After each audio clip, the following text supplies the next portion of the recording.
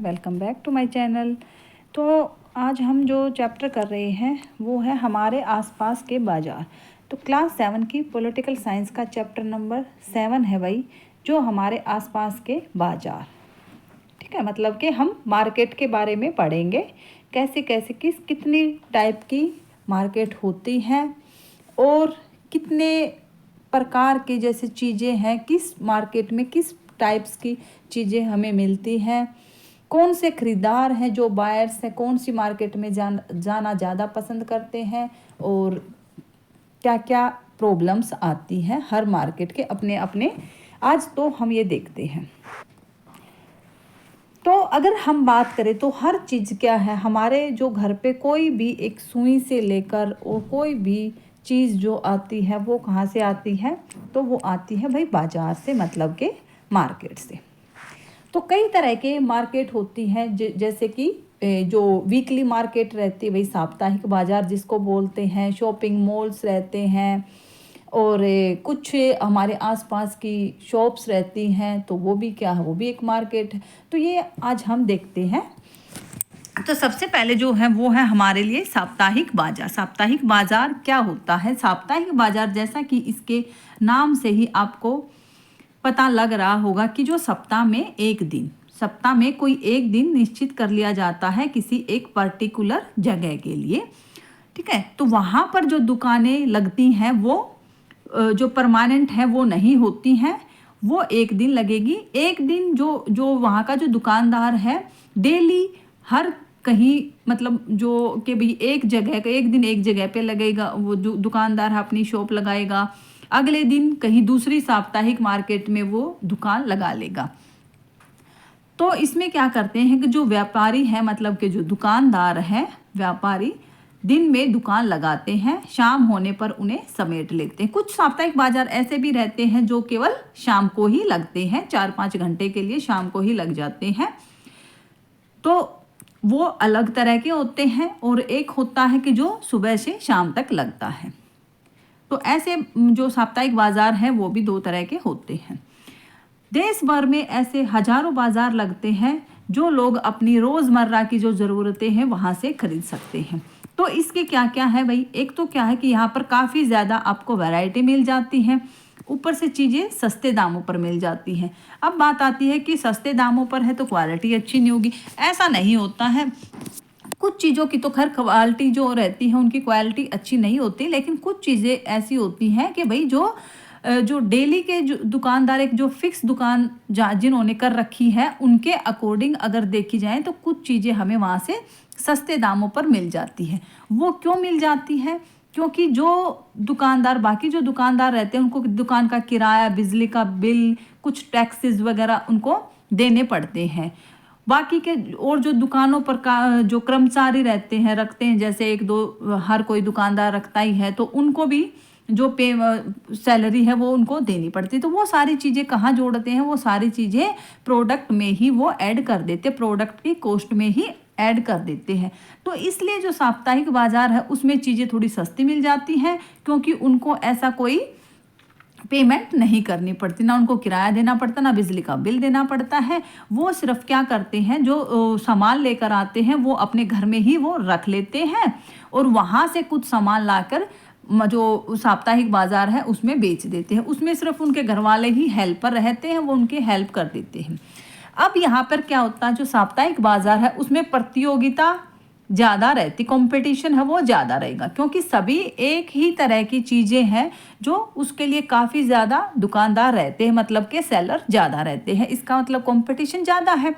जहाँ पर कंपटीशन ज़्यादा है, सेलर ज़्यादा है, तो बायर्स क्या करेगा, वहाँ अपनी चॉइस है उसके पास कि भाई अगर एक दुकानदार है, मुझे अच्छा सामान नहीं मिल रहा या मुझे सस्ता यहाँ नहीं मिल रहा, तो मैं दूसरे वाले से ट्राई कर सकता हूँ, क्या पता वो 2 रुपये कम कर दे। तो साप्ताहिक बाजार में हमें क्या समझ में आया कि जो सेलर्स हैं वो ज़्यादा रहते हैं और बायर्स भी ज़्यादा रहते हैं। ठीक है, चीज़ें हमें सस्ती मिल जाती हैं यहाँ पर। एक क्या रहता है कि भाई सारी जो ज़रूरत की चीज़ें हैं एक ही जगह पर मिल जाती हैं, जैसे सब्जियां भी मिल जाएंगी, वहाँ पर हमें कपड़े भी मिल जाएंगे, किराना का जो सामान है वो भी, बर्तन वर्तन सब हमें जो चीज़ें हैं वहाँ पर आराम से मिल जाती हैं। दूसरी तरह की होती है भाई मोहल्ले की दुकानें। जो जिस सोसाइटी में हम रहते हैं उसमें कुछ दुकानें रहती हैं जिससे हम जाके डेली अपना सामान खरीद सकते हैं। इसमें क्या रहता है, ये क्या है ना, सुजाता कविता, मतलब कि कुछ केस स्टडी दे रखी हैं कि भाई जिसमें सुजाता और कविता है जो अपने मोहल्ले की दुकान से सामान खरीदने गई हैं और वहाँ पर काफ़ी ज़्यादा भीड़ लगी है। तो जब भीड़ लगी है तो उसने, इसका मतलब जो मालिक हैं, मकान मालकिन है जो, उन्होंने 2-3 जो बंदे हैं और एक्स्ट्रा काम करने के लिए ले लिए हैं। और वो क्या है कि भाई जो उनसे सामान लेता है डेली के, उनके आसपास के ही लोग हैं जो सामान लेते हैं, उनको एक कॉपी उन्होंने लगा रखी है जिससे कि क्या, अगर उनको उधार सामान लेना होता है तो वो उस कॉपी में लिख देती है, साथ ही साथ अपना भी जो रजिस्टर है उसको मेंटेन करती है कि भाई कितना सामान मैंने उधार में दिया है। ठीक है, तो ये होता है एक जो मोहल्ले की दुकान है उसकी केस स्टडी दे रखी है। तो इसी केस स्टडी से हमें क्या समझ में आया है कि भाई जो मोहल्ले में दुकान होती हैं कई तरह की सेवाएं वो उपलब्ध कराती हैं, कई तरह की मतलब कि दुकानें होती हैं। कुछ होती हैं कि दूध वाली डेयरी होती हैं, कुछ किराना शॉप होती हैं जिससे कि हम अपने तेल मसाले वाले जो सामान है, खाद्य पदार्थ, वो खरीद सकते हैं। कुछ स्टेशनरी की भी दुकान हो सकती है, ठीक है, कुछ दवाइयों की भी हो सकती है। मतलब कि कई तरह की जो दुकान है भाई, हम किसी सोसाइटी में रह रहे हैं तो वहाँ हमें अपने आसपास मिल जाती है। ये क्या रहती हैं, एक तो क्या है कि भाई ये पक्की दुकानें होती हैं और स्थायी होती हैं। मतलब कि जो हमने देखा था जो साप्ताहिक बाजार है उसमें पक्की दुकानें होती ही नहीं है, वो अपने क्या है कि सड़क के साथ में ही अपने जो ठेले वेले हैं और ऐसे कपड़ा बिछा के और अपना सामान नीचे गिरा के वो ऐसे करते हैं, तो वो पक्की दुकानें नहीं होती हैं और वो परमानेंट भी नहीं होती। लेकिन जो मोहल्ले की दुकानें होती हैं वो पक्की होती हैं और परमानेंट भी होती हैं। ठीक है, इसके अलावा जो मोहल्ले में कुछ ऐसे फुटपाथ पे भी सब्जियों की, जैसे कुछ ठेले लग जाते हैं, फल विक्रेता भी जो फ्रूट वाले हैं, ठीक है, कुछ गाड़ी मैकेनिक आदि भी दिखाई देते हैं। उनको भी मोहल्ले की दुकानें क्यों कहते हैं, क्योंकि वो डेली ही लगती हैं। डेली जो वही दुकानदार आके अपनी जो रेहड़ी होती है उनकी वो लगा लेते हैं और डेली जो बायर्स, आसपास के जो बायर्स रहते हैं उनसे सामान लेते हैं। तो उनका भी ये क्या रहता है कि उनको भी मोहल्ले की दुकानों में ऐड कर लिया जाता है क्योंकि वो डेली वहाँ पर आते हैं। तो इसमें फिर क्या क्या है कि भाई, एक तो इसमें हमें ये समझ में आया कि इनसे जो हमारे मोहल्ले की दुकान, हम किसी भी टाइम जाकर सामान इनसे खरीद सकते हैं। ये जो दुकानदार और खरीददार, मतलब कि बायर और सेलर, दोनों एक दूसरे से परिचित भी हो जाते हैं क्योंकि आसपास के रहते, इसकी वजह से वो उधार भी देने को तैयार हो जाते हैं। ठीक है, जैसे कि हमने ऊपर देखा था। ठीक है, और क्या रहता है कि भाई जैसे हमने ऊपर देखा था कि भाई अपनी लिस्ट हमें भरोसा भी रहता है। अगर हमें एक चीज़ ली, हमारी चीज़ अच्छी नहीं मिली है तो हम जाके उसको रिटर्न भी कर सकते हैं। तो ये होता है कि भाई आसपास की दुकानें और उनके फ़ायदे। अब हम देखते हैं कि भाई शॉपिंग कॉम्प्लेक्स और मॉल क्या होते हैं। ठीक है, पहले हमने क्या देखा, साप्ताहिक बाजार देखा, दूसरा देखा पड़ोस की दुकानों का बाजार, मतलब कि वहाँ पर भी हमें कई तरह की जो दुकान है वो अलग अलग उसमें मिल जाती हैं। दुकानें कई रहती हैं तो इसलिए आसपास का उसका पूरा वो बाजार सा बन जाता है। अब हम देखते हैं कि भाई जो बड़ी बड़ी बिल्डिंग्स में होती हैं, ठीक है, फर्स्ट, सेकंड, थर्ड, फोर्थ, ऐसे 5th मंजिल तक भी ऐसे हो जाती है, वातानुकूलित, मतलब कि एसी, अच्छा खासा एसी लगा हुआ है उनमें। तो बड़ी बड़ी दुकानें होती हैं और बड़ी बड़ी कंपनियों का ब्रांडेड जो सामान है वो हमें मिल जाता। तो उसको क्या बोलते हैं भाई, कई जगह वहाँ पर उसको शॉपिंग कॉम्प्लेक्स बोला जाता, कई जगह उसको मॉल बोला जाता है।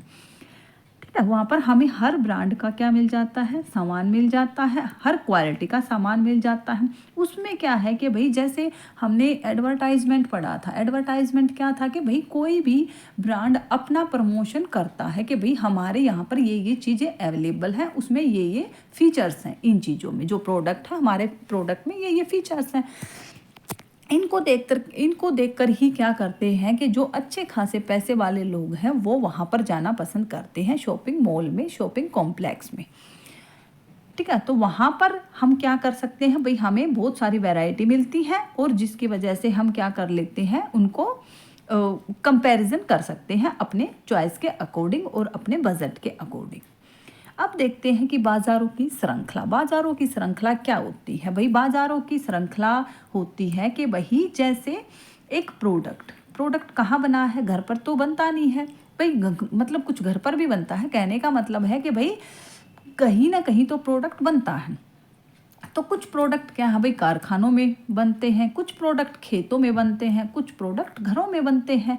तो यहाँ से भाई घरों से, खेतों से, कारखानों से चीज़ें डायरेक्ट लोग नहीं खरीद सकते। ठीक है, तो जहाँ प्रोडक्ट बन रहा है, मतलब कि जहाँ प्रोडक्ट का उत्पादन हो रहा है और जहाँ प्रोडक्ट फाइनल जो कंज्यूमर है वहाँ तक उनको मिल रहा है, तो ये बीच की जो होती है इसको बोला जाता है बाज़ारों की श्रृंखला। समझ में आया? इसका मतलब क्या है? अब जैसे क्या है कि भाई अगर हमें 1 किलो सब्जी लेनी है, तो जहाँ पर जो सब्जी उगा रहे हैं खेतों में, प्रोडक्ट कहाँ हुआ, मतलब सब्जी कहाँ उगती है? खेतों में। तो इसका मतलब जहाँ सब्जी खेतों में उग रही है तो हम किसी किसान के पास तो डायरेक्ट 1 किलो सब्जी लेने जाएंगे नहीं कि भाई 1 किलो सब्जी के लिए हम कहीं गांव में जाएंगे स्पेशल, अगर कोई शहर में रह रहा है तो उसको वो 1 किलो सब्जी जिसके घर में आ रही है वहाँ तक पहुँचने में क्या क्या, किस किस फेज से होकर गुजरना पड़ता है। ठीक है, तो यही चीज़ें हैं कि भाई जैसे प्लास्टिक का सामान कहाँ बनेगा? कारखानों में बनेगा। सब्जी कहाँ बनेगी? खेतों में उगेगी। कुछ हैंडीक्राफ्ट का सामान होता है जो घरों में भी होता है, लोगों के बनाते हैं। तो वो कहने का मतलब ये है कि जब प्रोडक्ट तैयार होने से लेकर एक कंज्यूमर तक पहुंचने के लिए किस किस स्टेप्स में से होकर वो गुजरता है। तो भाई वे लोग जो वस्तु के उत्पादक और वस्तु के उपभोक्ता, मतलब कि जो वस्तु बना रहा है और जो वस्तु को यूज कर रहा है, उसके बीच में होते हैं, उनको बोला जाता है व्यापारी। ठीक है, उनको बोला जाता है व्यापारी। ये टर्म्स आएंगी अब। वैसे मैंने आपको समझा दिया बीच का जो बाजार श्रृंखला होता है पूरा, लेकिन टर्म्स जो आती हैं वो है ये कि भाई जो वस्तु के उत्पादक और वस्तु के उपभोक्ता, मतलब के वस्तु बनाने वाले के और वस्तु यूज करने वाले के बीच में जो जो लोग आते हैं उनको बोला जाता है व्यापारी। सबसे पहले कौन आता है भाई? थोक व्यापारी, जो बड़ी मात्रा में या बड़ी संख्या में सामान खरीद लेता है, मतलब कि कारखाने से जो बड़ी मात्रा में सामान खरीदता, उसको क्या बोला जाता है भाई? उसको बोला जाता है थोक व्यापारी। कारखाने में कुछ प्लास्टिक का सामान बना है, सोचो प्लास्टिक के जो कप वगैरह बन रहे हैं, ठीक है, यूज एंड थ्रो वाले डिस्पोजल्स जो बनते हैं, तो उसको क्या कि भाई बन रहे हैं वो किसी कारखाने में, वहाँ से किसी ने क्विंटल के हिसाब से, या भाई जो चीज़ें हम सब्जी वगैरह जो लेते हैं वो किलो के हिसाब से, ऐसे मतलब जो काफ़ी ज़्यादा सामान लेते हैं उसको बोला जाता है थोक व्यापारी। अब वो थोक व्यापारी क्या करता है? वो डायरेक्ट कंज्यूमर से, मतलब कि जो उपभोक्ता, कंज्यूमर होता है उपभोक्ता, मतलब कि जो हम चीज़ें यूज़ करते हैं, तो हम क्या हुए? कंज्यूमर हुए। तो हम तक पहुंचने के लिए भी थोक व्यापारी क्या करता है? डायरेक्ट हमें नहीं देगा।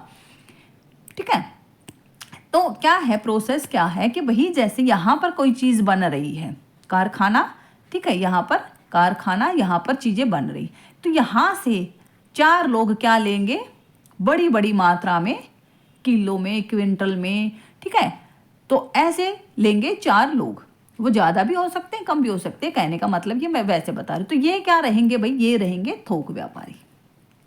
ठीक है, होलसेल मार्केट, मतलब कि तुम होलसेल वाले बोल सकते हो, होलसेल डीलर इसको बोल सकते हो। इसके बाद ये फिर से 10 लोगों को, 5 लोगों को, 7 लोगों को, कितने भी लोगों को अपना सामान दे सकता है।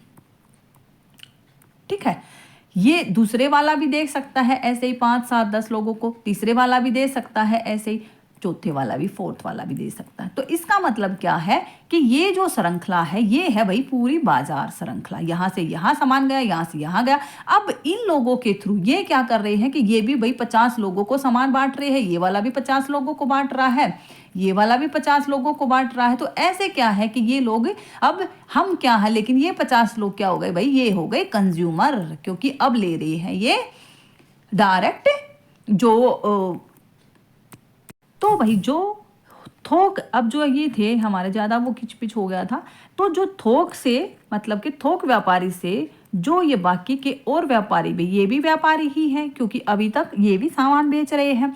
तो ये जो इंडिविजुअल जो लेकर गए हैं और इनके बाद जो कंज्यूमर सामान इनसे लेता है, अब डायरेक्ट कंज्यूमर सामान, इसको क्या बोला जाता है, इनको क्या बोला जाता है भाई, इनको बोला जाता है फुटकर व्यापारी। ठीक है, फुटकर मतलब कि ये पब्लिक से डील करेंगे अब। ठीक है, इनको बोला जाता है फुटकर व्यापारी, ये याद रखना आप। तो ये पूरी जो श्रृंखला होती है भाई, ये होती है बाजार श्रृंखला, मतलब कहाँ कहाँ से कैसे कैसे सामान जाता है। तो थोक बाजार क्या हुआ भाई, थोक बाजार हुआ एक क्षेत्र होता है जहां वस्तुएं पहले पहुंचती हैं और यहीं से अन्य व्यापारियों तक पहुंचती हैं, जैसा कि मैंने अभी आपको डायग्राम बना के समझाया था। तो सड़क किनारे की जो दुकान का एक छोटा सा व्यापारी, जिसके बारे में आपने पहले अभी जो पढ़ा था, जैसे हमने साप्ताहिक बाजार में पढ़ा था, पहले वो किससे लेता है भाई, थोक व्यापारी से वो सामान खरीदता है, उसके बाद वो उस मार्केट में आता है, फिर वो मार्केट में लोगों को सामान देता है। अब बात आती है कि भाई वो सामान रखा, जहाँ पे सामान रखा जाता है उसको क्या बोलते हैं, गोदाम। उसको बोला जाता है गोदाम, वर्कशॉप अगर बोलना चाहो तो वर्कशॉप भी बोल दे। तो ऐसे ही बहुत सारी जो है सामान, ये जो सामान का भाई ये भी एक क्या है, एक सफ़र है, सामान है। जैसे जो हम तक जो सामान पहुंच रहा था वो भी क्या है कि वो भी लंबा सफ़र करके आता है, कभी किसी व्यापारी के पास जाता है, कभी किसी व्यापारी के पास जाता है, तब वो फाइनल कंज्यूमर तक पहुंचता है। हर जगह बाजार अब है, तो जो है अब हम देखते हैं कि हर जगह बाजार। तो हमने देखा कि अलग अलग जगहों पर अलग अलग तरह के बाजार होते हैं, लेकिन होते हैं जरूर भाई, किसी न किसी तरीके तक बाजार तो है, तभी तो हम तक सामान पहुंचेगा। तो जहाँ तरह तरह की भाई जो वस्तुएं खरीदी बेची जाती हैं, ये जो बाजार अपनी अपनी जगहों और समय पर अपनी तरह से काम करते हैं। तो कई बार तो क्या होता है कि भाई आप सामान खुद खरीदने जाते हैं, जैसे कि हमने ऊपर देखा भाई, किसी साप्ताहिक बाजार में जा रहे हैं, या मोहल्ले की दुकानों में जा रहे हैं, या शॉपिंग कॉम्प्लेक्स में जा रहे हैं। कई बार क्या करते हो आप लोग कि फ़ोन और इंटरनेट से जस्ट ऑर्डर किया और सामान आपके घर तक भी पहुंच जाता है। अब क्या है कि भाई जैसे आपने देखा होगा नर्सिंग होम, डॉक्टर के क्लिनिक हों, तो उसमें क्या है कि कुछ कंपनियों के जो प्रतिनिधि हैं, मतलब कि कुछ कंपनियों के जो सामान बेचने वाले हैं, वो डायरेक्ट उन तक भी पहुंच जाते हैं। तो वहाँ पर क्या है कि जस्ट फ़ोन से और उससे सामान खरीदने की ज़रूरत नहीं पड़ रही, खुद वो अपने सामान को लेकर अपना प्रोडक्ट दिखाकर उनको वहाँ पर बेच देते हैं। तो इसका मतलब क्या है कि जो सामान का खरीदना और बेचना है वो कई तरीकों से चलता है, केवल बाजार में ही नहीं चलता। एक क्या है कि भाई, एक तो होता है सीधे तौर पर जो बाजार हमें दिखाई देते हैं, जैसे हम मार्केट में जा रहे हैं, हम दुकान से सामान ले रहे हैं, या जो ऑनलाइन भी ऑर्डर हम कर रहे हैं, वो भी हम सामान ऑनलाइन ऑर्डर कर दिया और वहाँ से ले लिया।